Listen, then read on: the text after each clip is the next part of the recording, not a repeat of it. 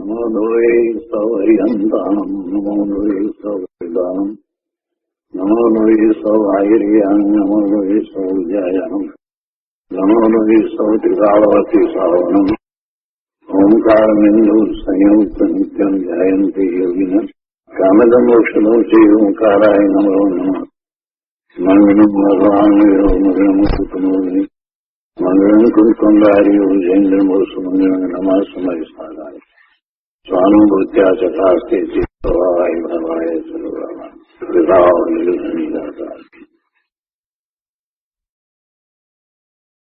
સમાધિ તંત્ર આચાર્ય ભગવાન પૂજ્યપાદ સ્વામી રચિત સમાધિ તંત્ર તથા શ્રી પ્રભાચંદ્રજી રચિત સમાધિ તંત્રની ટીકા એનો સ્વાધ્યાય ચાલે છે. એમાં આપણે 78મા શ્લોક સુધી સ્વાધ્યાય કર્યો છે. હવે આજે આગળ સ્વાધ્યાય લઈએ. 78મા શ્લોકમાં એ વાત આવી કે જ્ઞાની પ્રવૃત્તિ નિવૃત્તિરૂપ સાંસારિક કાર્યોમાં અનાસક્ત તેમજ અપ્રયત્નશીલ હોય છે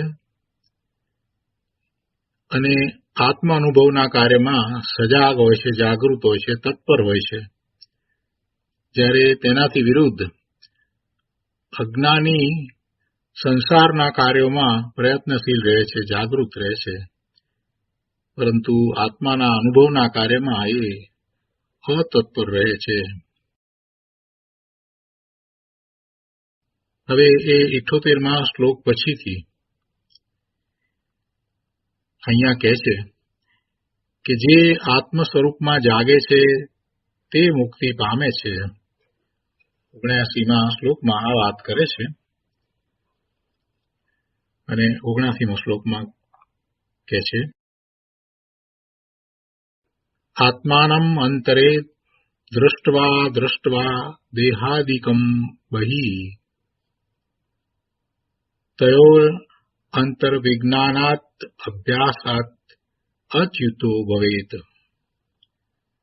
ગુજરાતીમાં ગાથા છે અંદર દેખી આત્મને દેહાદિકને બાહ્ય ભેદ જ્ઞાન અભ્યાસથી શિવપદ પ્રાપ્તિ થાય.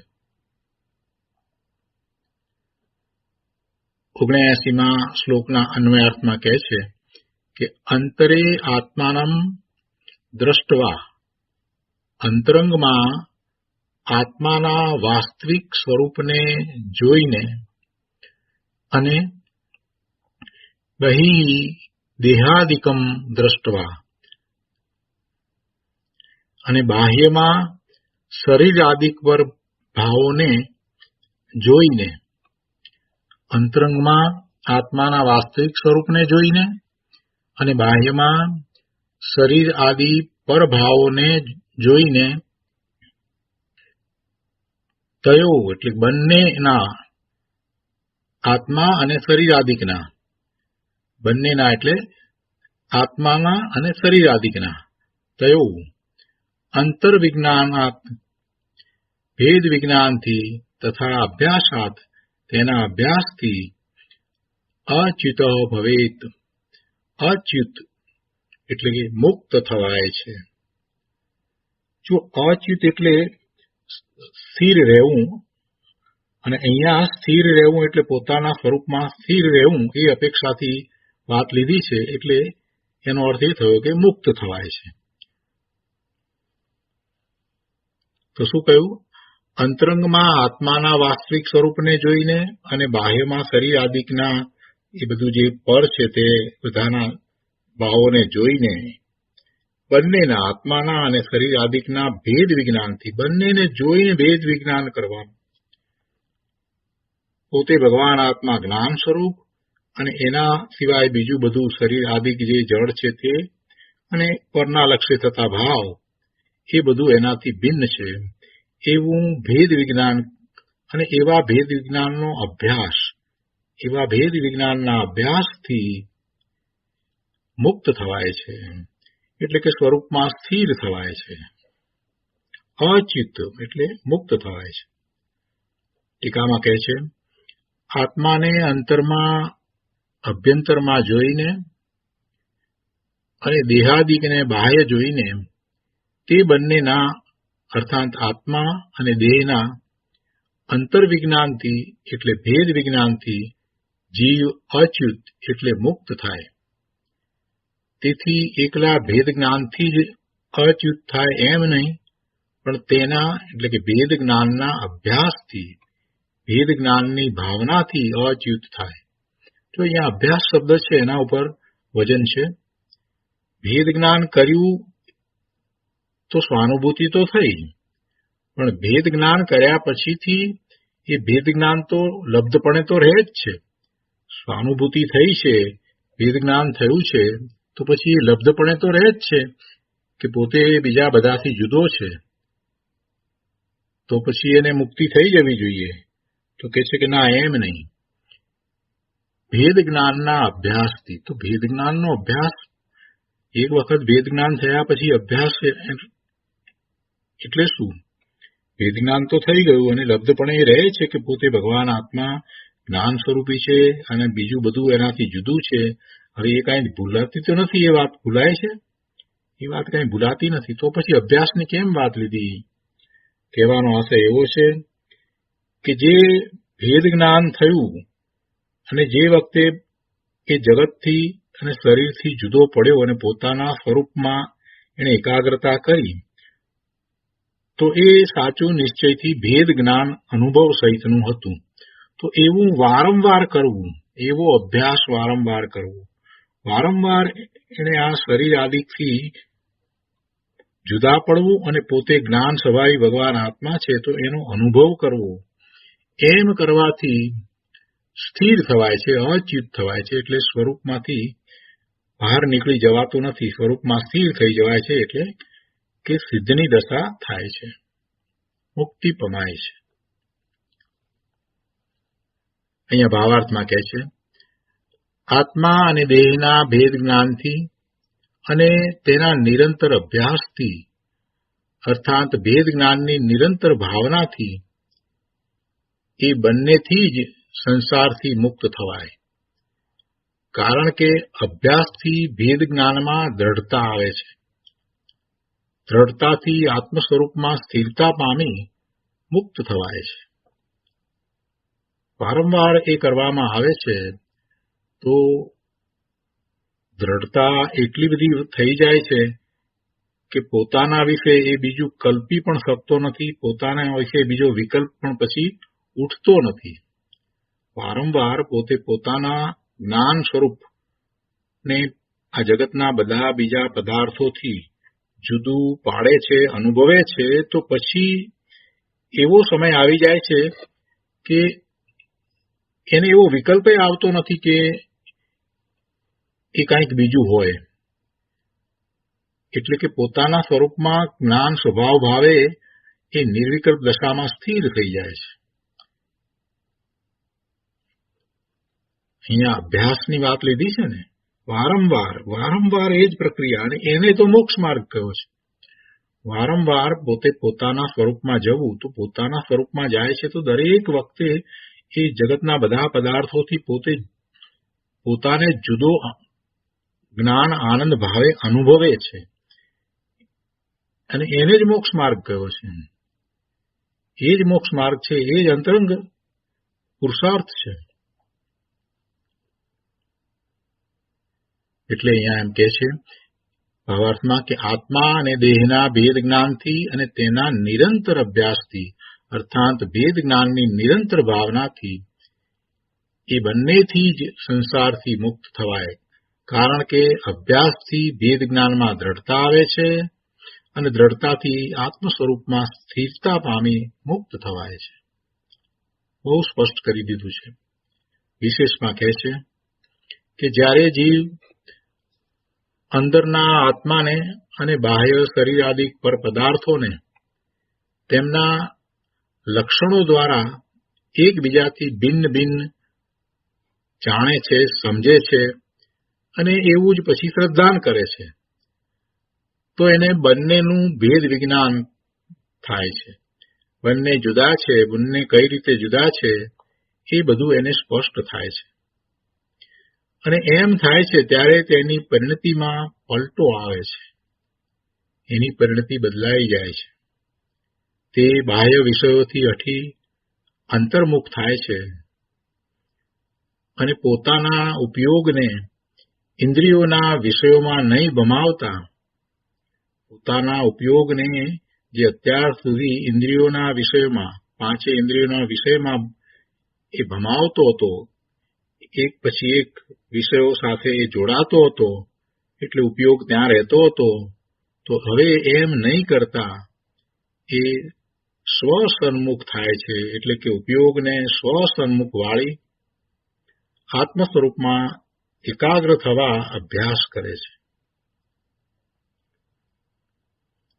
આત્મ સાધનાનો અભ્યાસ વધારતા વધારતા એને આત્મ સ્વરૂપમાં એટલી દ્રઢતા થાય છે, એટલી સ્થિરતા પ્રાપ્ત થાય છે કે તે ફરીથી આત્મ સ્વરૂપથી ચ્યુત થતો નથી, આત્મ સ્વરૂપથી બહાર નીકળતો નથી. સ્વરૂપમાં ને સ્વરૂપમાં જ એ રહી જાય છે, સ્થિર થઈ જાય છે અને આત્મિક ગુણોનો પૂર્ણ વિકાસ થતાં તે મોક્ષ પદ પ્રાપ્ત કરે છે. આત્મિક ગુણોનો પૂર્ણ વિકાસ એટલે પર્યાયમાં એનું પ્રગટપણું. ગુણો તો પૂર્ણ છે જ, શક્તિ રૂપે એ ગુણો પૂર્ણ છે, એમાં કાંઈ લેશ માત્ર ખામી છે જ નહીં. એવા ને એવા અનાદિથી છે અને એવું એમનું ભવન પણ છે. પણ હવે પર્યાયમાં એની પ્રગટતા થાય છે, એટલે કે પર્યાયમાં પૂર્ણપણે એનો વિકાસ થાય છે અને એમ થતાં એ મોક્ષ પદને પ્રાપ્ત કરે છે. આગળ કહે છે, ભેદ વિજ્ઞાન એ મુક્તિનું પ્રથમ પગથિયું છે. ભેદ વિજ્ઞાન, કોનાથી ભેદ પાડવો છે?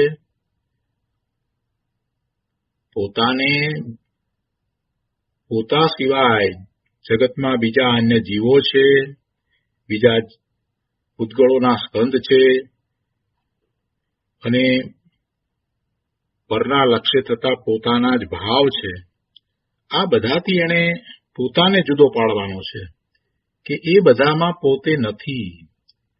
પરના લક્ષ્ય જે ભાવ થયા છે પોતાના ભાવ છે, છતાં એ ક્ષણિક છે અને એ પોતાનું સાચું સ્વરૂપ નથી. ભગવાન આત્માનું એ સાચું સ્વરૂપ નથી. એમ એણે પોતાના જ વિકારી ભાવથી જુદા પડવાનું છે. હું ભગવાન આત્મા જ્ઞાન સ્વરૂપ છું. અને આ ત્યારે જ શક્ય થાય કે એ દ્રવ્ય દ્રષ્ટિ કરે, પર્યાયનું લક્ષ છોડી દે. વર્તમાન પર્યાયનું જ સદાય એને લક્ષ રહ્યા કર્યું છે, એના સ્થાને હવે એ દ્રવ્ય દ્રષ્ટિ કરે. વારંવાર દ્રવ્ય દ્રષ્ટિનો અભ્યાસ કરવાની જરૂર છે. સ્વવિકલ્પ દશામાં દ્રવ્ય દ્રષ્ટિ કરવી એટલે કે દ્રવ્યનું લક્ષ કરીને ચિંતવન કરવું, તો પોતે કોણ છે એની દ્રઢતા થાય. પોતે જ્ઞાન સ્વરૂપ છે, પોતે અનંત ગુણનો પિંડ છે, પોતે ભગવાન આત્મા છે. કોઈ પ્રકારની મલિનતા પોતાનામાં છે જ નહીં. પોતે પરિપૂર્ણ છે, પોતે કોઈ વાતે અધૂરો નથી. પોતે પોતાની પૂર્ણ દશાને પર્યાયમાં પ્રગટ કરવા માટે સક્ષમ છે. વળી એને પરની અપેક્ષા પણ નથી. પોતે જ્ઞાન આનંદ સ્વભાવી છે. પોતાના સુખ, શાંતિ, આનંદ, નિર્મળતા, સ્વચ્છતા, પ્રભુતા વગેરે ગુણોનો અનુભવ કરવામાં, એના ભોગવટામાં એને કોઈ પરની અપેક્ષા પણ નથી. એવો પોતે ભગવાન આત્મા છે. અને આ વાત તો જિનેશ્વર ભગવાનની વાણીમાં આવી છે. આમ એનું ચિંતવન સતત ચાલ્યા કરે અને એમાં એનું લક્ષ પોતાના ત્રિકાળી સ્વભાવ તરફ રહ્યા કરે. એટલે કે દ્રવ્યનું જ લક્ષ કરે. દ્રવ્ય સંબંધી જ એની વિચારણા થાય અને એની એ દ્રઢતા કરે. વારંવાર એવી દ્રઢતા કરે કે હું આવો જ છું. અને આવી દ્રઢતા થઈ ગઈ છે ત્યાર પછીથી જ્યારે એ નિર્વિકલ્પતાનો અભ્યાસ કરે છે તો એમાં પોતાને જેવો એને દ્રવ્યશ્રુતના અભ્યાસ દ્વારા વારંવાર દ્રવ્ય દ્રષ્ટિ કરીને સ્વવિકલ્પ દશામાં માન્યો હતો, એવો જ અનુભવ થઈ જાય છે. પણ જેણે પોતાના સ્વરૂપનો એવો અભ્યાસ જ કર્યો નથી, પોતાનું દ્રવ્ય કેવું છે એનો વિચાર જ કર્યો નથી, એ શું ધ્યાન કરશે? એ નિર્વિકલ્પ થઈ શકતોય નથી, અને નિર્વિકલ્પ થવાનો પ્રયત્ન કરે તો પણ એને આધાર શું છે? ક્યાં જશે? એનો ઉપયોગ ક્યાં જશે? એનો ઉપયોગ જવા માટે કોઈક જગ્યા તો હશે ને કે જ્યાં એનો ઉપયોગ જાય. જેણે આવું દ્રવ્યનું લક્ષ્ય કરી અને ચિંતવન રૂપ ખૂબ અભ્યાસ કર્યો છે પોતાના સ્વરૂપનો, પોતે ભગવાન આત્મા જ્ઞાન સ્વરૂપ જ છે, એની ખૂબ ખૂબ દ્રઢતા કરી છે, એનો ઉપયોગ પછી એ સ્વરૂપ તરફ જાય છે. એટલે આખી નિર્વિકલ્પ ધ્યાનની વાત કરીએ છીએ તો એમાં મુખ્ય વાત જો કાંઈ પણ હોય તો સૌથી પહેલા એને એવો દ્રવ્યશ્રુતનો અભ્યાસ કરવો જોઈએ, અને પર્યાયનું લક્ષ્ય છોડી અને દ્રવ્યનું લક્ષ્ય કરવાનો વારંવાર પ્રયત્ન કરવો જોઈએ કે પોતાનું દ્રવ્ય કેવું છે, એટલે કે પોતે કેવો છે, પોતે કોણ છે, એ જ વાત, બીજું કાંઈ હોય નહીં. ખાતા પીતા ઉઠતા બેસતા સવારથી ઉઠે ત્યારથી રાત્રે સૂઈ જાય ત્યાં સુધી એક જ વાત હોય, પોતે કોણ છે એની જ વાત હોય. અને એ વાત આ શાસ્ત્રના અભ્યાસ દ્વારા એ વારંવાર વાંચે, વિચારે અને દ્રઢ કરે. આ જ રીત છે, બીજી કોઈ રીત નથી. એટલે કહે છે અહીંયા કે ભાઈ, ભેદ વિજ્ઞાન એ જ મુક્તિનું પ્રથમ પગથિયું છે. ભેદ વિજ્ઞાન એ મુક્તિનું પ્રથમ પગથિયું છે. એના વિના કાંઈ આગળ વાત ચાલવાની જ નથી. તેના વિના મુક્તિ કદી પ્રાપ્ત થાય નહીં. માટે ભેદ વિજ્ઞાન કરી તેનો અભ્યાસ ત્યાં સુધી જારી રાખવો કે જ્યાં સુધી જ્ઞાનનો ઉપયોગ પર પદાર્થોથી ખસી આત્મ સ્વરૂપમાં સ્થિર થાય. અને આ વાત તો અગાઉ પણ આપણે લીધી છે. એ સમયસાર કળશ 130-131 માં આવે છે, એ વાત આપણે પહેલા પણ લીધી છે. અગાઉ ગાથામાં પણ આ જ વાત 18ના શ્લોકમાં આવી છે, એટલે આપણે લીધી છે. એ 131માં એ વાત એ રીતે આવી છે, ત્યાં એ વાત કરી છે 131ની અંદર. અનાદિકાળથી માંડીને જ્યાં સુધી જીવને ભેદ વિજ્ઞાન નથી ત્યાં સુધી તે કર્મથી બંધાયા જ કરે છે, સંસારમાં રજડ્યા જ કરે છે. જે જીવને ભેદ વિજ્ઞાન થાય છે તે કર્મથી છૂટે જ છે, મોક્ષ પામે જ છે. માટે કર્મબંધનું, સંસારનું મૂળ ભેદ વિજ્ઞાનનો અભાવ જ છે, અને મોક્ષનું પ્રથમ કારણ ભેદ વિજ્ઞાન જ છે. તો ભેદ વિજ્ઞાન વિના કોઈ સિદ્ધિ પામી શકતું નથી. એ વાત 131ની અંદર આવી છે. તો અહીંયા સમાધિ તંત્રની અંદર કહે છે કે જે કોઈ સિદ્ધ થયા છે તે ભેદ વિજ્ઞાનથી સિદ્ધ થાય છે. જે કોઈ બંધાયા છે તે તેના જ, એટલે કે ભેદ વિજ્ઞાનના જ અભાવથી બંધાયા છે. આ સમયસારની જ વાત છે. જે કોઈ સિદ્ધ થયા છે તો એ ભેદ વિજ્ઞાનથી સિદ્ધ થયા છે. એટલે શરૂઆત જ ભેદ વિજ્ઞાનથી થઈ છે. ધર્મની શરૂઆત ભેદ વિજ્ઞાનથી થાય છે. ભેદ વિજ્ઞાન કરવું છે તો ભેદ શબ્દ જ દર્શાવે છે કે બે વસ્તુ હોવી જોઈએ. ભેદ પાડવાનો પ્રશ્ન ક્યારે ઉપસ્થિત થાય? ભેદ ક્યારે પાડી શકાય? બે હોય તો ભેદ પડે ને. એટલે બે વસ્તુ છે, એક પોતાનું સ્વરૂપ છે અને એ સિવાય બાકી બીજું બધું છે. એટલે ભેદની વાત જયારે લીધી ત્યારે પહેલી વાત એ આવે છે કે ભેદ પાડવાનું જે તાત્પર્ય છે, ભેદમાં જેને ભેદ પાડીને જુદો તારવવો છે એ તો પોતાનું સ્વરૂપ છે. પોતાના સ્વરૂપને પ્રાપ્ત કરવું એ એનું તાત્પર્ય છે.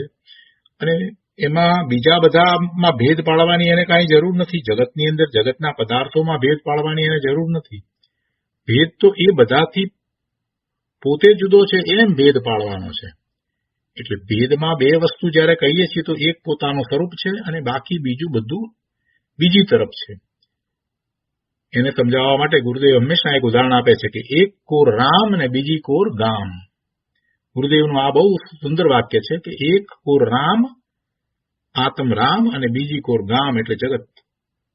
તો જગત આખું એના થી એને જુદા પડવાનું છે. એટલું જ નહીં, પણ જગત આખું એટલે જગતના પદાર્થો, એમાં જીવો પણ આવી જાય, અજીવો પણ આવી જાય, અને એના લક્ષ્ય થતા પોતાના વિકારી ભાવો એ પણ બધું એમાં આવી જાય. તો એ બધાથી પોતે જુદો છે એમ ભેદ જ્ઞાન કરવાનું છે. એટલે જે સિદ્ધ થયા છે એમણે ધર્મની પહેલા શરૂઆત જ્યારે કરી તો ભેદ જ્ઞાનથી શરૂઆત કરી કે પોતે કોણ છે, પોતે એ બધાથી જુદો છે. પોતે કોણ છે જાણ્યા વિના તો ભેદ પડે નહીં. પોતે કોણ છે એ પણ જાણવું પડે, અને બીજા કોણ છે એ બંનેના સ્વરૂપને, એ બંનેના લક્ષણને જાણવા તો પડે ને. અને એ જાણ્યા પછીથી જ ભેદ પાડે ને કે પોતે જ્ઞાન સ્વભાવી ભગવાન આત્મા છે. તો એવું ભેદ જ્ઞાન કરીને સમ્યક દર્શન કરે છે, અને સમ્યકથી ધર્મની શરૂઆત થાય છે. સમ્યક દર્શન થાય છે તો એ વિતરાગી મોક્ષ માર્ગની પહેલી પર્યાય છે. આખો મોક્ષ માર્ગ જે છે એ એવો છે કે એમાં એને એક પછી એક પરિણામો વિતરાગી પરિણામ થતા જાય છે, અને પૂર્ણ દશા થાય છે તો પૂર્ણ વિતરાગતા પ્રગટ થઈ જાય છે. પણ પહેલી વિતરાગ કી શરૂઆત અથવા તો વિતરાગી પર્યાય કઈ થાય છે તો સમ્યક દર્શન થાય છે. એ વિતરાગી પર્યાય છે, એ નિર્મળ પરિણામ છે, અને ત્યાંથી ધર્મની શરૂઆત થાય છે. પછી તો એક પછી એક એવા જ પરિણામો થયા જ કરે છે. પણ એ પરિણામો જે થાય છે એ નવા નવા પરિણામો અને વિશુદ્ધિ જે થાય છે તે પર્યાયના લક્ષ્ય નથી થતી, પર્યાયના આધારે નથી થતી, પરંતુ દ્રવ્યના લક્ષ્ય થાય છે, દ્રવ્યનો આશ્રય કરતા થાય છે. એટલે ભેદ જ્ઞાન કરવું છે, વારંવાર કરવું છે, અને દરેક વખતે એ ભેદ જ્ઞાન કરતો જ રહે છે. એટલે કે એનો અભ્યાસ કરતો રહે છે ત્યારે દરેક વખતે એની દ્રષ્ટિ દ્રવ્ય તરફ જ રહે છે, દ્રવ્યની સન્મુખ થાય છે, અને એ બધાથી જુદો પડે છે, અને દ્રવ્યને એટલે પોતાના સ્વરૂપને અનુભવે છે. એટલે આ વારંવાર કરે છે એને અભ્યાસ કહેવામાં આવ્યો. અને એ કરે છે તો એમાં દ્રષ્ટિ દરેક વખતે, એનો ઉપયોગ દરેક વખતે સ્વરૂપ તરફ જાય છે. એ જ રીત છે. અને એમ થતાં જે પરિણામ થયા, એટલે કે પોતાની એ વખતે જે દશા થઈ છે એ દશા, એ પરિણામ, એ નિર્મળ પરિણામ છે, વિતરાગી પરિણામ છે. અને એવી વિતરાગી પર્યાય થઈ છે એ વખતે એને આનંદનો અનુભવ થાય છે. પણ ફરી પાછો જ્યારે એ બહાર આવ્યા પછીથી બીજી વાર પ્રયત્ન કરે છે તો જે પરિણામ થયા, જે વિતરાગી પર્યાય થઈ, એના આધારે એ પ્રયત્ન નથી કરતો, પરંતુ પોતાના ત્રિકાળી શુદ્ધ સ્વરૂપ, પોતાનું દ્રવ્ય ત્રિકાળ શુદ્ધ છે એનું લક્ષ્ય કરીને, ઉપયોગને સ્વસન્મુખ કરીને ફરીથી પાછો એવા પરિણામ કરે છે. એ વખતે ફરીથી પાછું એને શુદ્ધિની વૃદ્ધિ થાય છે. એ વખતે સંવરની દશા હોય છે, આનંદનો અનુભવ થાય છે, અને એ જગત આખા ઉપર જાણે કે તરતો ભિન્ન પોતાને અનુભવે છે. આવું ભેદ જ્ઞાન વારંવાર એને થયા કરે છે. એટલે ભેદ જ્ઞાન જે લબ્ધપણે રહ્યું છે એ તો રહ્યું જ છે કે પોતે આ પર્યાય રૂપે નથી, પોતે શરીર રૂપે નથી, પોતે વિભાવ ભાવ રૂપે નથી, એ લબ્ધપણે તો રહ્યું છે. પણ અનુભૂતિ, વારંવારની એવી અનુભૂતિ રૂપ ભેદ જ્ઞાન, એ અભ્યાસની અહીંયા વાત કરી છે. તો એવો અભ્યાસ વારંવાર કરે છે. અહીંયા કહે છે કે જે કોઈ સિદ્ધ થયા છે તે ભેદ વિજ્ઞાનથી સિદ્ધ થાય છે. જે કોઈ બંધાયા છે તે તેના જ એટલે ભેદ વિજ્ઞાનના જ અભાવથી બંધાયા છે. જેમણે એવું ભેદ વિજ્ઞાન કર્યું નથી, પોતે શરીર સાથે એકત્વ માનીને ચાલ્યા છે, જીવન એમ જ પૂરું કર્યું છે, અને શરીરથી ક્યારેય જુદા પડ્યા જ નથી. શ્રદ્ધામાં શરીરથી પોતે જુદા હોય એવું ક્યારેય આવ્યું જ નથી. એ બધા બંધાયા છે, એટલે કે એ આશ્રમને બંધ કરી રહ્યા છે. ભેદ જ્ઞાન જ્યોતિને કેવલ જ્ઞાન ઉત્પન્ન કરનારી કહી છે. આ જે વાત છે, ત્રીજી વાત જે લીધી એ પણ સમયસારમાંથી જ લીધી છે. એ સમયસાર ગાથા 2 ની ટીકામાંથી લીધી છે. ભેદ જ્ઞાન જ્યોતિને કેવળ જ્ઞાન ઉત્પન્ન કરનારી કહી છે. તો ત્યાંથી એ વાત લેવામાં આવી છે. સમયસાર ગાથા 2 ની ટીકામાંથી લેવામાં આવી છે. આપણે સહેજ એના તરફ દ્રષ્ટિપાત કરીએ.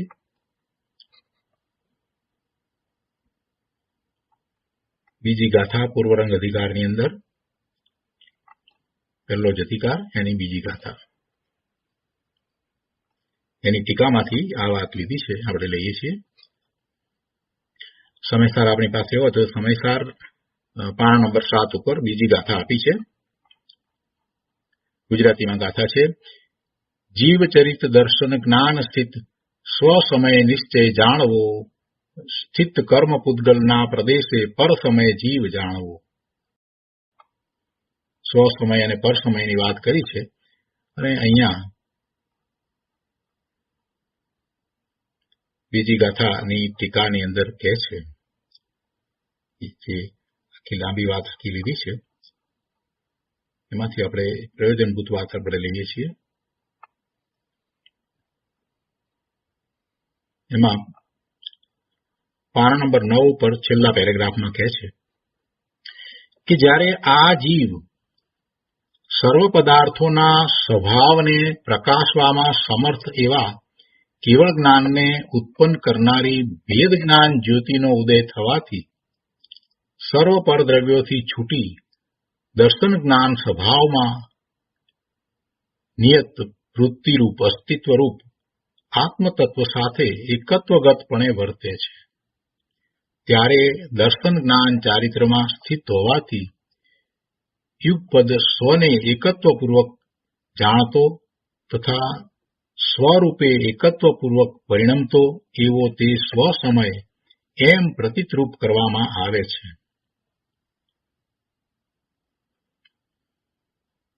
આગળ કહે છે, પણ જ્યારે તે અનાદિ અવિદ્યારૂપી જે કેળ તેના મૂળની ગાંઠ જેવો પુષ્ટ થયેલો મોહ તેના ઉદય અનુસાર પ્રવૃત્તિના આધીનપણાથી દર્શન જ્ઞાન સ્વભાવમાં નિયત વૃત્તિરૂપ આત્મતત્વથી છૂટી પરદ્રવ્યના નિમિત્તથી ઉત્પન્ન મોહ રાગ દ્વેષ આદિ ભાવો સાથે એકત્વગતપણે એકપણું માનીને વર્તે છે, એટલે કે પર સાથે એકત્વ કરીને વર્તે છે, ત્યારે પૂતગલ કર્મના પ્રદેશોમાં સ્થિત હોવાથી યુગપદ પરને એકત્વપૂર્વક જાણતો તથા પર રૂપે એકત્વપૂર્વક પરિણમતો એવો તે પર સમય એમ પ્રતીતરૂપ કરવામાં આવે છે.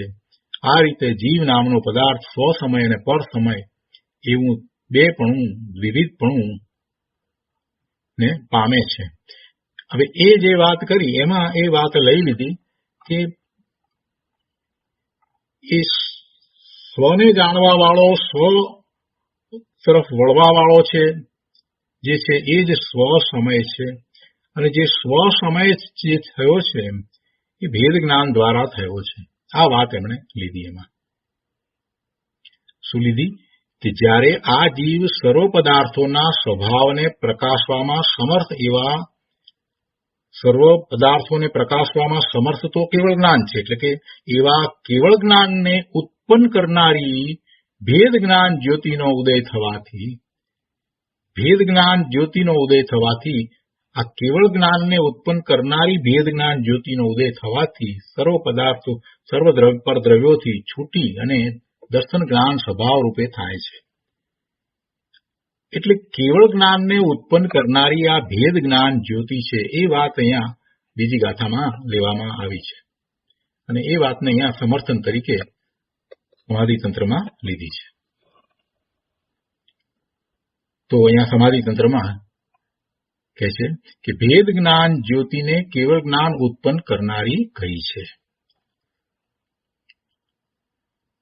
અવિચળ આત્માનુભૂતિનું મૂળ કારણ ભેદ વિજ્ઞાન છે. અવિચળ આત્માનુભૂતિ એટલે કે એવી આત્માનુભૂતિ કે જ્યાંથી પોતે ચલિત થાય નહીં, એટલે કે પોતાના સ્વરૂપમાં સ્થિરતા થાય અને કેવળ જ્ઞાન થાય, તો એનું મૂળ કારણ ભેદ વિજ્ઞાન છે. તો આ રીતે આ 79મો શ્લોક છે, એનો વિસ્તાર આપણે પૂજ્ય ગુરુદેવ પાસેથી સમજીએ.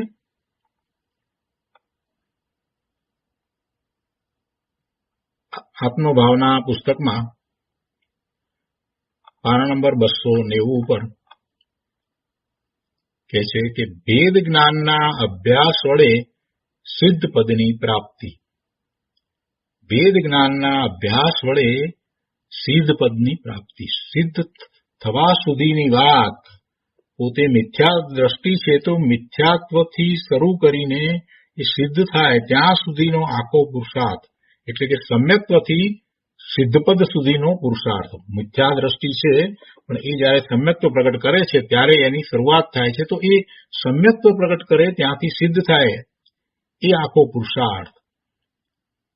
કેવળ જ્ઞાનની પ્રાપ્તિ એ ભેદ જ્ઞાન દ્વારા થાય છે, એટલે કે છે કે ભેદ જ્ઞાનના અભ્યાસ વડે સિદ્ધ પદની પ્રાપ્તિ છે. ગુરુદેવ કહે છે કે હું શુદ્ધ જ્ઞાન અને આનંદ સ્વરૂપ છું. રાગાદી વ્યવહાર તે મારાથી બાહ્ય છે એવું અંતરનું ભેદ જ્ઞાન કરીને જે જીવ આત્મ સ્વરૂપમાં જાગૃત છે, આત્મ સ્વરૂપમાં જ સાવધાન છે, તે મુક્તિ પામે છે. એ વાત આવી અગાઉની ગાથામાં આવી. પોતે પોતાના સ્વરૂપમાં આત્મ સ્વરૂપમાં જ જે જાગૃત છે તે જ મુક્તિ પામે છે. જે વ્યવહારમાં જાગૃત છે તે મુક્તિ પામતા નથી, પરંતુ ભવના પ્રમણ કરે છે. એ વાત 78મા શ્લોકમાં આવી.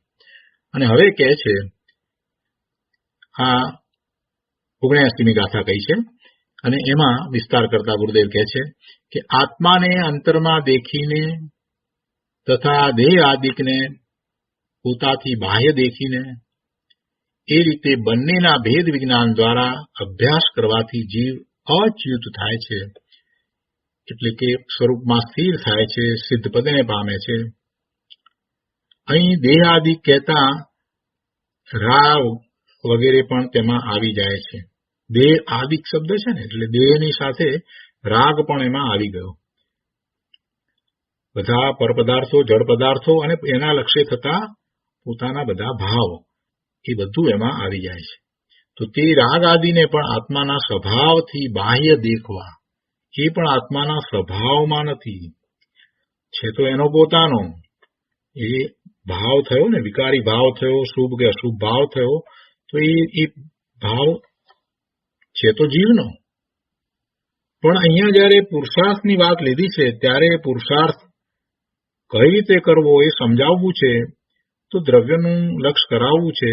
તો દ્રવ્ય કેવું છે એમ જયારે વર્ણન કરવામાં આવે ત્યારે એમ કહેવાય કે આ પરલક્ષ્ય થતા જે ભાવ, વિકારી ભાવ અને એક સમયની પર્યાય, સમયે સમયે બદલાતી પર્યાયો, એ બધું આત્માનું નથી. એનાથી જુદો ભગવાન આત્મા ત્રિકાળ શુદ્ધ છે એમ દ્રષ્ટિનો વિષય દર્શાવવામાં આવે છે. એમાં પર્યાયને પણ આ બદલાતી છે ને, એટલે એને એમાં લેવામાં આવતી નથી, કેમ કે એક સમયની પર્યાય છે. એટલે દ્રષ્ટિના વિષયની અંદર ભગવાન આત્મા જે અનંત ગુણનો પિંડ છે, એ જે એક રૂપ છે, અખંડ ચીજ છે, એને દર્શાવવામાં આવે ત્યારે પછી એ પરના લક્ષ્ય થતા જે ભાવ છે અને એવા પરિણામ થયા છે, પર્યાય છે, એને પણ લેતા નથી. એટલું જ નહીં, પરંતુ પોતાને સ્વના લક્ષ્ય જે પરિણામ થયા છે, નિર્મળ પરિણામ થયા છે, એનું પણ લક્ષ્ય કરવામાં આવતું નથી, કેમ કે એ એક સમયની પર્યાય છે અને એ પર્યાય તો થઈ ગઈ, એ તો ચાલી ગઈ, એ તો પાછી વિલીન થઈ ગઈ. એટલે આ રાગ આદિ એને આત્માના નહીં એમ જયારે કહેવામાં આવ્યું હોય ત્યારે એને એ અપેક્ષાપૂર્વક સમજવું. પરંતુ જે ધર્મ માર્ગમાં આવ્યો જ નથી, જે મિથ્યા દ્રષ્ટિ છે, જે સંસારમાં રખડે છે અને દુઃખી થાય છે, એને જયારે ધર્મ તરફ વાળવો હોય, એને ધર્મ સમજાવવો હોય, તો એને એમ કહેવામાં આવે કે આ જે તું ભાવ કરે છે ને, પરના લક્ષ્ય જે શુભાશુભ ભાવ થાય છે, એ બધા ભાવ છે એ તારા છે અને એને કારણે તને આશ્રવને બંધ થાય છે. અને એ આશ્રવને બંધ જે થાય છે તે તારા પરિણામ છે. એટલે એ કર્મ બંધાય છે તો કર્મના ઉદય પણ તારી સમીપમાં આવે છે.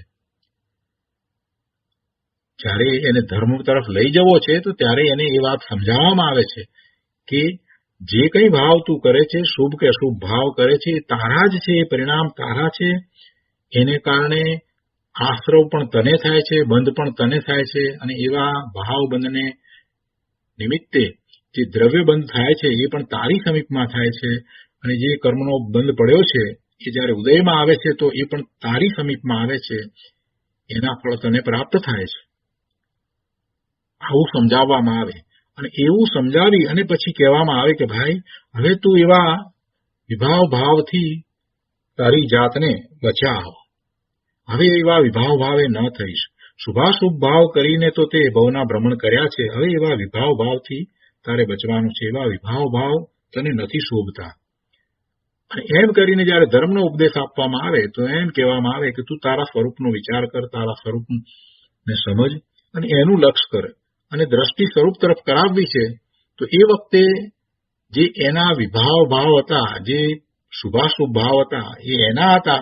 એને એમ કહી દેવામાં આવ્યું કે એ પણ તારા નથી, એ પણ તારા નથી, કેમ કે તારા ગુણને અનુસરીને એ નથી થતા અને એ ક્ષણિક છે, એ ક્ષણિક છે અને તારા કોઈ ગુણને અનુસરીને નથી થતા, માટે એ તારા નથી, એ તારો સ્વભાવ નથી, એ તારો સ્વભાવ નથી. જે સ્વભાવ હોય એ શાશ્વત હોય, એ કાયમ રહે. આ ચીજ, આ વિભાવ ભાવ, એવા વિકારી પરિણામ એ કોઈ શાશ્વત ચીજ નથી, એ કાયમ રહેતા નથી. સિદ્ધ ભગવાનને ક્યાં છે? સિદ્ધ ભગવાનને એવા પરિણામ થતા જ નથી. એટલે એ તારા નથી, એ તારો સ્વભાવ નથી. એમ જયારે દ્રષ્ટિનો વિષય બતાવી અને ધર્મ તરફ વાળવામાં આવે છે તો એ રીતે વાત લેવાય છે. એટલે રાગાદિને પણ કઈ અપેક્ષાથી લેવાના છે, એને જેમ છે તેમ સમજવાના છે. રાગાદિને એ બધો જે વ્યવહાર જે છે એને જેમ છે તેમ સમજવાનો છે. વ્યવહાર જાણેલો પ્રયોજનવાન છે, આદરેલો પ્રયોજનવાન નથી. વ્યવહાર જાણેલો પ્રયોજનવાન છે. એને જાણવું પણ જોઈશે કે એને કેટલા રાગ આદિ થાય છે, કેટલા શુભાશુભ ભાવે એ થાય છે, એ જાણવું તો પડશે. એ એકાંતે એમ લઈ લે કે ના હું તો એકાંતે શુદ્ધ જ છું, તો નિશ્ચય આભાસી પણ આવી જશે. એટલે એ વ્યવહાર જાણેલો માત્ર પ્રયોજનવાન છે, આદરેલો પ્રયોજનવાન નથી. પણ જયારે એ પોતે ધર્મમાં પ્રવર્તવા માંગે છે તો પછી એને ગૌણ કરવો જ પડશે. વર્તમાન પર્યાયને એને ગૌણ કરીને જ ધર્મ થશે. વર્તમાન પર્યાયનું લક્ષ્ય કરશે, વર્તમાન પર્યાયને વારંવાર યાદ કરશે. પોતાની અત્યારે જે દશા છે એને પામરતા કહી અને એમાં એ આર્ત ધ્યાન કરશે તો એ ધર્મ નહીં પામે. ધર્મ પામવા માટે તો એ બધી પર્યાય જે ક્ષણિક છે, જે પોતાના સ્વભાવને અનુસરીને થતી નથી, એને બધીને એને ગૌણ કરવી જ પડશે. ગૌણ કરી અને પોતે ભગવાન આત્મા ત્રિકાળ જ્ઞાન સ્વરૂપ છે એ વાતને દ્રઢ કરવાની છે. એટલે બંને વાતને જેમ છે તેમ સમજવાની છે. તો અહીંયા આગળ કહે છે કે જો ભગવાન પૂજ્યપાદ સ્વામી સ્પષ્ટ કહે છે કે નિશ્ચયનો આદર અને વ્યવહાર પ્રત્યે ઉદાસીનતા તે મુક્તિનું કારણ છે. નિશ્ચયનો આદર, નિશ્ચયથી પોતાનું જે સ્વરૂપ છે એનો જ આદર, એ જ આદરણીય છે, એ જ આશ્રય કરવા લાયક છે. અને બાકી બીજો બધો જે વ્યવહાર છે એ માત્ર જાણવા લાયક છે, એ આદરણીય નથી. અને જે બધો વ્યવહાર છે એના પ્રત્યે ઉદાસીનતા જ હોય, કેમ કે એ મુક્તિનું કારણ નથી. વ્યવહાર પ્રત્યે ઉદાસીનતા અને નિશ્ચય પ્રત્યે આદર એ મુક્તિનું કારણ થાય છે. કોઈ એમ કે ના નિશ્ચય દ્વારા પણ ધર્મ થાય અને વ્યવહાર દ્વારા પણ ધર્મ થાય, તો એ એની મિથ્યા માન્યતા છે. એવું હોઈ શકે નહીં. અને એ વાત આપણે ગઈકાલના સ્વાધ્યાયમાં ગુરુદેવે સમજાવી, આપણે એ વાતને સમજ્યા. બંને ભાવ વિરુદ્ધ પ્રકારના ભાવ છે. એ બંને ભાવ જ વિરુદ્ધ પ્રકારના ભાવ છે. એ બંને ભાવ એક સાથે હોઈ શકે નહીં. અહીંયા કહે છે કે જ્ઞાની નિશ્ચય અને વ્યવહાર બંનેને જાણે છે ખરા, પણ બંનેને જાણીને નિશ્ચયમાં એટલે કે શુદ્ધ આત્મામાં તે તત્પર થાય છે અને વ્યવહારમાં એ તત્પર થતા નથી. એટલે કે રાગાદિમાં એ તત્પર થતા નથી, પણ તેને હ્યેય સમજે છે અને તેથી તે મુક્તિ પામે છે. પરંતુ જે જીવ વ્યવહારમાં તત્પર થાય છે તે તો મિથ્યા દ્રષ્ટિપણે સંસારમાં જ રખડે છે. આ વાત કરી એટલે કોઈએ પ્રશ્ન કર્યો છે કે વ્યવહારમાં તત્પર ન થવું એ સાચું, પણ વ્યવહાર કરતા કરતા નિશ્ચય પમાશે ને? ઘણાની આ માન્યતા છે અને ગુરુદેવે વારંવાર એ વાતને સમજાવી છે.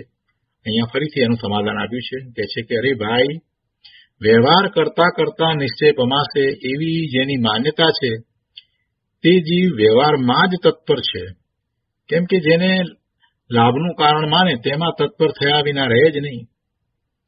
વ્યવહાર કરતા કરતા નિશ્ચય થશે એટલે એથી એને લાભ થશે એમ જયારે માને છે તો પછી વ્યવહારમાં જ તત્પર રહેશે, એ નિશ્ચય તરફ વળશે જ નહીં. જે નિશ્ચયને આદરે અને વ્યવહારનો આદર ન કરે તેણે જ નિશ્ચય વ્યવહાર બંનેને યથાર્થ જાણ્યા છે. પણ જે વ્યવહારને આદરવા જેવો માને છે તેણે તો નિશ્ચય વ્યવહારને જાણ્યા જ નથી. જેમ શરીર અને આત્મા બંનેને જાણવા છતાં ધર્માત્મા જડ શરીરને પોતાથી ભિન્ન બાહ્યપણે જ દેખે છે અને આત્માને જ અંતરમાં દેખે છે, તેમ રાગાદી વ્યવહારને અને આત્માના શુદ્ધ સ્વભાવરૂપ નિશ્ચયને એ બંનેને જાણવા છતાં ધર્માત્મા રાગાદી વ્યવહારને તો પોતાથી બાહ્યપણે દેખે છે અને શુદ્ધ સ્વભાવને જ પોતાના અંતર તત્વપણે દેખે છે.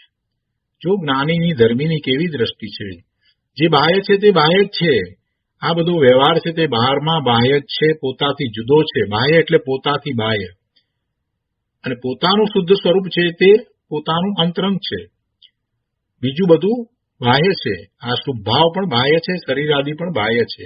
તો જ્ઞાની તો જેમ છે તેમ જ બરાબર શ્રદ્ધે છે. રાગ તે બાહ્ય તત્વ હોવા છતાં તેને અંતરના સ્વભાવ સાથે એકપણે જે દેખે છે તે મિથ્યા દ્રષ્ટિ છે. રાગ બાહ્ય તત્વ છે છતાં એને જો કોઈ એકપણે આત્મા સાથે સ્વભાવ સાથે એકપણે જાણે દેખે એવી માન્યતા કરે તો એ મિથ્યા દ્રષ્ટિ છે. માટે આચાર્યદેવ કહે છે કે આત્માને તો અંતરંગપણે દેખવો અને રાગાદીને બહિરંગપણે દેખવા. રાગાદીને બહિરંગપણે દેખવા અને આત્માને અંતરંગપણે દેખવો. અને આવા ભેદ વિજ્ઞાનના અભ્યાસ દ્વારા જીવ અચ્યુત થાય છે, એટલે કે અવિનાશી મોક્ષ પદને પામે છે. ગુરુદેવ કરુણા કરીને કહે છે કે ભાઈ, પહેલા આ વાતને તારા જ્ઞાનમાં રૂચવ, એટલે કે એની રૂચિ કર. આ વાતની પહેલા તું રૂચિ કર. શું રૂચિ કરવી છે? કે અંતર્મુખ થવું તેમાં જ મારું હિત છે. અંતર્મુખ થવું તેમાં જ મારું હિત છે. જો સ્વાધ્યાય કરીને બેસી રહેવાનું નથી, અંતર્મુખતાનો પ્રયત્ન કરવાનો છે. અંતર્મુખ થવું તેમાં જ મારું હિત છે અને રાગાદીમાં મારું હિત નથી. રાગાદીમાં તો તું અનાદિનો રહ્યો જ છે. હવે એને છોડ અને અંતર્મુખ થવાનો પ્રયાસ કર. રૂચિનું વલણ બદલવું તે જ મૂળ વસ્તુ છે. તારી રૂચિ જ ખોટી છે.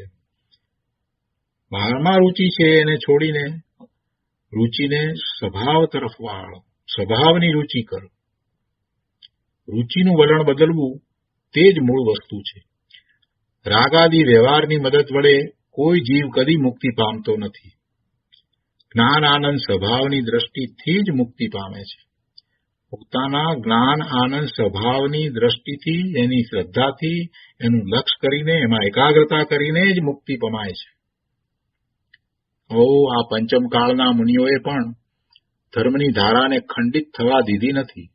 જો ગુરુદેવે કેટલી સ્પષ્ટ વાત લીધી છે. પંચમકાળના મુનિઓ છે, પાંચમા આરાના છે ને, કુંદકુંદાચાર્ય વગેરે બધા જે અત્યાર સુધી જેમના શાસ્ત્રો આપણે કરી રહ્યા છીએ બધા પાંચમા આરામાં જ થયા છે ને. પણ આ પંચમકાળના મુનિઓએ પણ ધર્મની ધારાને ખંડિત થવા દીધી નથી. સર્વજ્ઞ કેવળી ભગવંતોના ભાવોને એવા અને એવા ટકાવી રાખ્યા છે. મુનિઓ તો ધર્મના થાંભલા છે. તેમણે મોક્ષ માર્ગને ટકાવી રાખ્યો છે. પોતે સ્વભાવની અને રાગની ભિન્નતા અનુભવીને જગતને પણ તેવી ભિન્નતા દેખાડી છે. પોતે તો એવો અનુભવ કર્યો છે, પણ કરુણાપૂર્વક બીજાઓ પણ એવો અનુભવ કરે એટલા માટે વસ્તુ સ્વરૂપને ખૂબ સ્પષ્ટ કરી દીધું છે. સ્વભાવને અને રાગને પહેલા ભિન્ન જાણીને સ્વભાવમાં એકાગ્રતા વડે રાગથી ભિન્ન થતો જાય છે, તે જ મોક્ષ માર્ગ છે. જાણવું પણ અમલમાં ન મૂકવું તો પછી જાણવાનો લાભ શું? સ્વભાવને જાણે તો પછી એ તરફ વળવું જોઈએ ને. સ્વભાવમાં એકાગ્રતાનો પુરુષાર્થ પણ થવો જોઈએ ને. સ્વભાવને જો એને રાગથી ભિન્ન માન્યો છે, જાણ્યો છે, તો પછી એવો પુરુષાર્થ પણ થવો જોઈએ ને. ગુરુદેવ કહે છે કે સ્વભાવને અને રાગને પહેલા ભિન્ન જાણે. પહેલું કામ તો એ જાણવાનું, પણ પછી જાણીને બેસી રહેવાનું.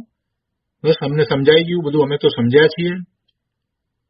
ના, જાણ્યા પછીથી શું કરવું? કહે છે કે જાણીને સ્વભાવમાં એકાગ્રતા કરવી, અને સ્વભાવમાં એકાગ્રતા વડે રાગથી ભિન્ન થતો જાય છે.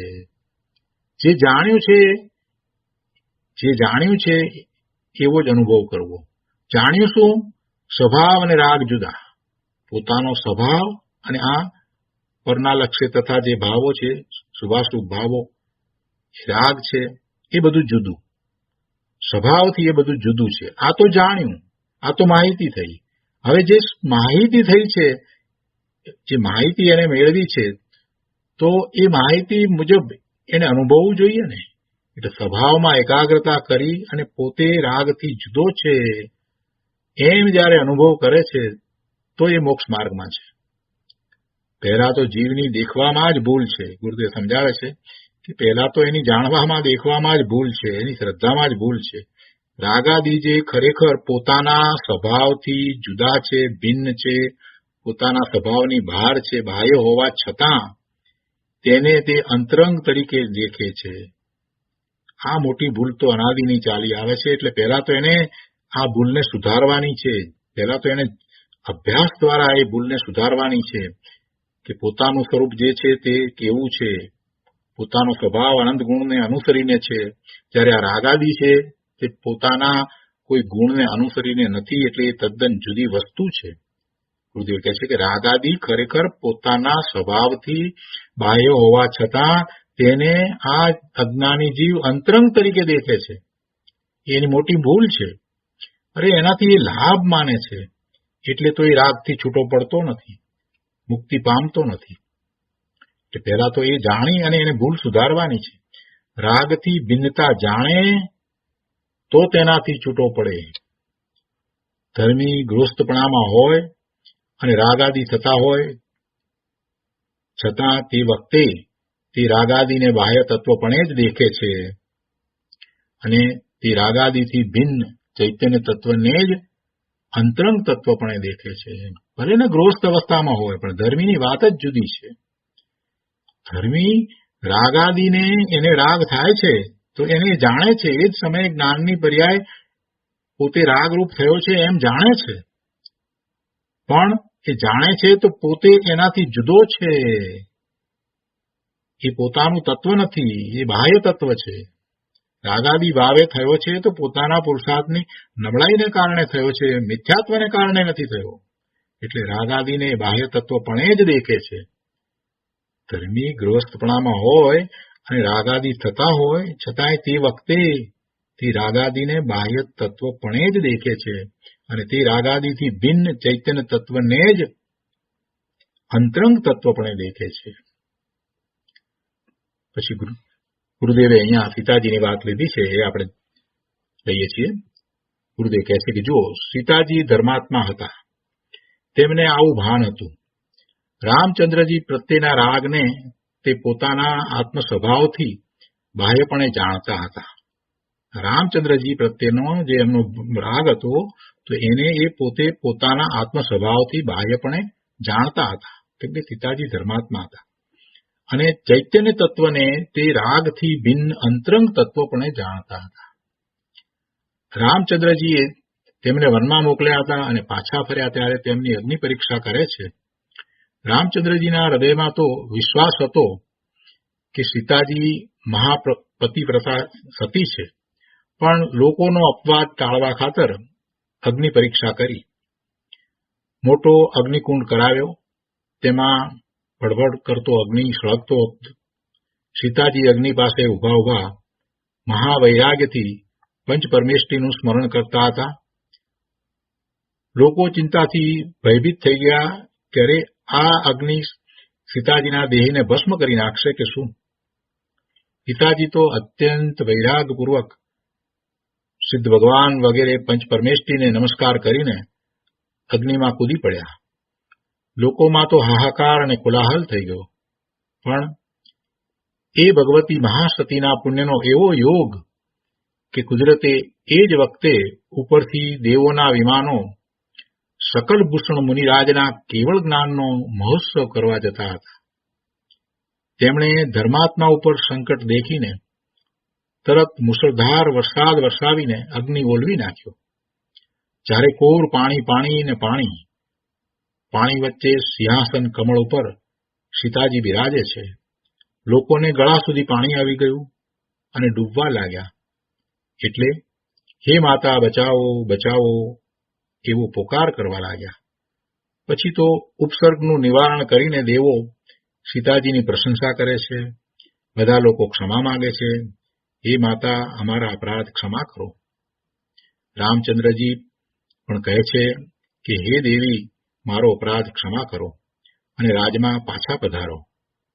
પણ સીતાજી તો આ પ્રસંગથી વૈરાગ્ય પામીને દીક્ષા લેવા તૈયાર થાય છે અને રાજમાં આવવાની ના પાડે છે. ત્યારે લક્ષ્મણજી રડે છે, લવકુશ રડે છે.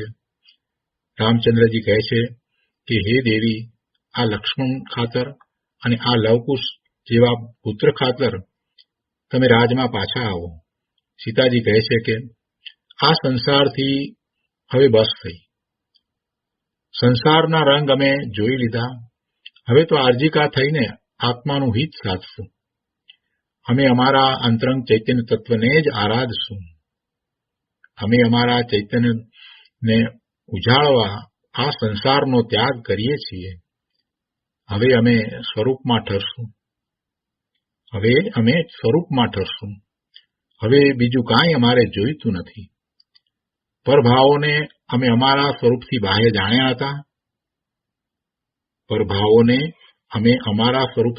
જાણ્યા હતા. તે પરભાવોને છોડવાનો અને ચૈતન્યના આનંદમાં ઠરવાનો હવે અમે ઉદ્યમ કરશું. આમ કહીને મહાવૈરાગ્યપૂર્વક માથાના સુવાળા રેશમ જેવા વાળ ઉખેડીને પૃથ્વી પર નાખે છે, એટલે કે લોચ કરે છે. અને એ દ્રશ્ય દેખતા રામચંદ્રજી મૂર્છાથી બેભાન થઈ જાય છે. સીતાજી જ્યારે દીક્ષા લે છે ત્યારે લોકો રડે છે. રામચંદ્રજી, લક્ષ્મણજી રડે છે, લવકુશ રડે છે, પ્રજાજનો રડે છે. બધાએ સીતાજીને ઘણા વિનવે છે. પણ સીતાજી કહે છે કે અરે, આ સંસારથી હવે બસ થાઓ. અમારા અંતરંગ તત્વ સિવાય બીજું કોઈ બાહ્ય તત્વ અમને શરણરૂપ નથી. રાગાદી પરભાવો અમારા સ્વરૂપથી બાહ્ય છે. તે કોઈ અમને શરણરૂપ નથી. હવે અમે અમારા અંતરંગ ચૈતન્ય સ્વરૂપમાં ઠરીને રાગાદી પરભાવોને છોડવાનો અભ્યાસ કરશું. ગુરુદેવ કહે છે કે જુઓ, આ એક જ માર્ગ છે. પુરુષ હો કે સ્ત્રી હો, રોગી હો કે નિરોગી હો, રાજા હો કે રંક હો, સ્વર્ગમાં હો કે નરકમાં હો, વૃદ્ધ હો કે બાળક હો, બધાને માટે હિતનો આ એક જ માર્ગ છે કે શુદ્ધ ચૈતન્ય સ્વરૂપ આત્માને જ અંતરંગમાં દેખવો અને રાગાદી સમસ્ત પરભાવોને પોતાથી બાહ્યપણે દેખવા. જેને પોતાથી બાહ્ય દેખે તેનો આદર કેમ કરે? એટલે કે પછી એનો આદર રહે નહીં.